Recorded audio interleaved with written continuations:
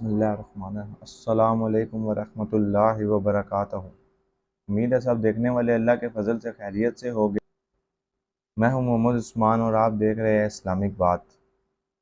Thumb نیل سے آپ کو پتہ چل گیا ہوگا کہ آپ آج کس بارے میں بات کریں گے۔ آج ہم بات کریں گے اسلام کیا ہے اور اسلام کے ارکین کتنے ہیں۔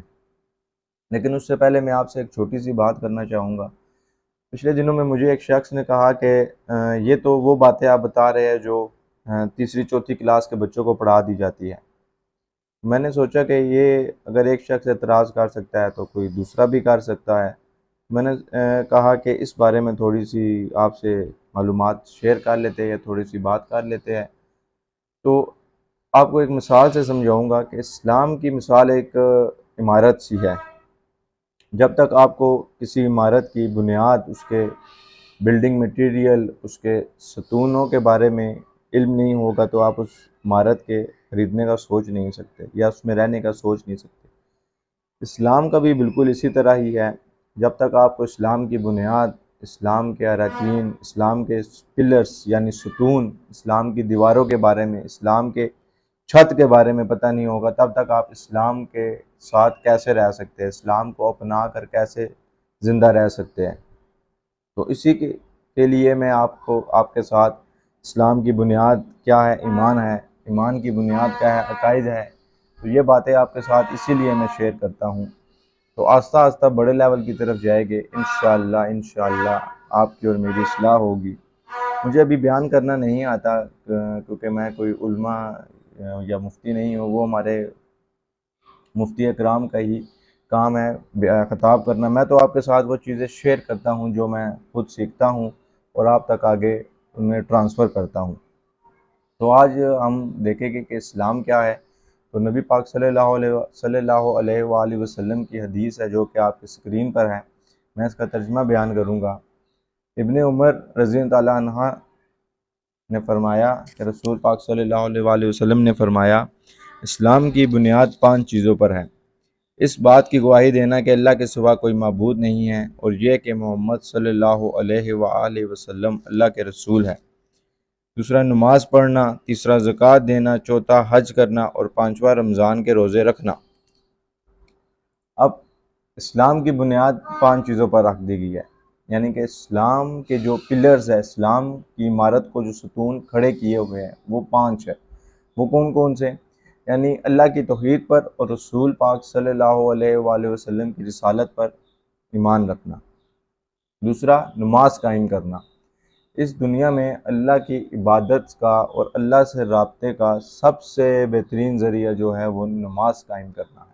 تیسرا زکوٰۃ دینا، چوتھا حج کرنا، اور پانچواں رمضان کے روزے رکھنا۔ ایک دفعہ پھر میں آپ کو یاد کراتا ہوں۔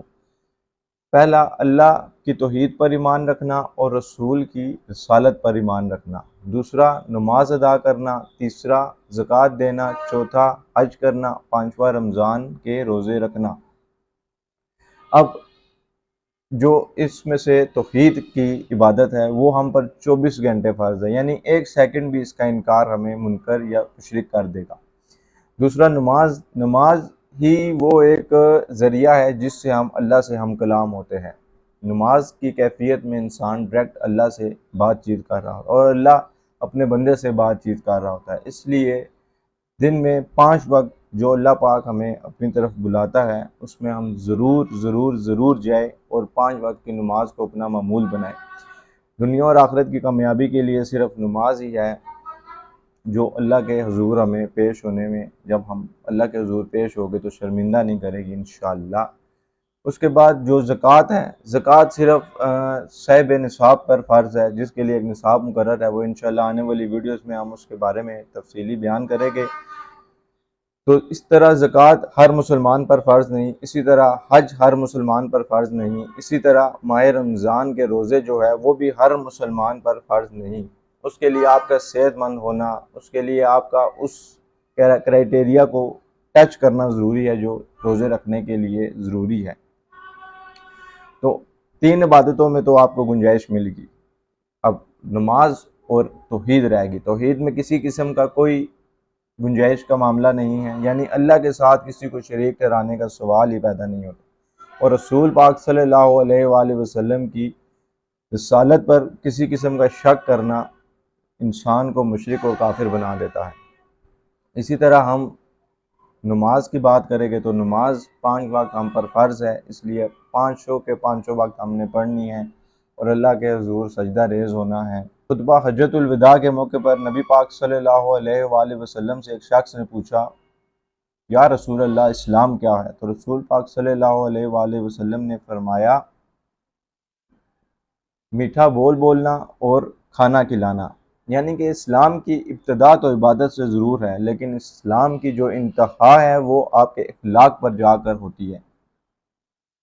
نبی پاک صلی اللہ علیہ وآلہ وسلم کے بارے میں کہ نبی پاک صلی اللہ علیہ وآلہ وسلم اخلاق کے اعلیٰ درجے پر فائز تھے، یعنی ان سے بہتر اخلاق اس دنیا میں نہ کبھی کسی کا تھا، نہ ہے اور نہ ہو سکے گا انشاءاللہ۔ تو جو اسلام کی جو ابتدا ہے وہ عبادات سے ہے، لیکن جو اسلام کی انتہا ہے وہ آپ کے اخلاق اور آپ کے رہن سہن پر ہوتی ہے۔ اسی طرح حضرت عمر رضی اللہ تعالیٰ عنہ جیسی ہستی فرماتی ہے کہ کامل مسلم وہ ہے جو کسی کو دھوکہ نہ دے اور جو کسی کو دکھ نہ دے۔ یعنی اسلام اخلاق پر بہت زور دیتا ہے، اور اسلام اسی لیے اخلاق پر زور دیتا ہے کہ جو انسان اخلاق میں بہتر ہو جاتا ہے وہ اسلام میں یعنی اپنے دین میں یعنی اپنے جو اللہ پاک نے اس کے لیے دین کو پسند کیا اس کی انتہا تک پہنچ جاتا ہے۔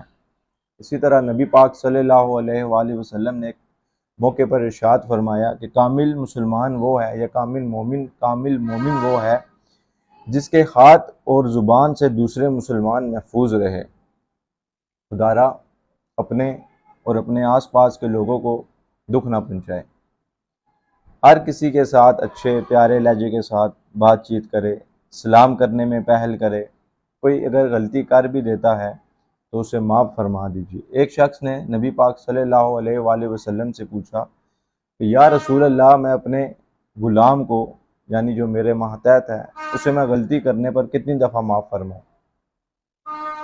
اس نے 2 سے 3 مرتبہ نبی پاک صلی اللہ علیہ وآلہ وسلم سے یہ سوال کیا، تو نبی پاک صلی اللہ علیہ وآلہ وسلم نے کیا پیارا جواب ارشاد فرمایا کہ غلام کو غلطی کرنے پر ایک دن میں 70 مرتبہ معاف فرماؤ۔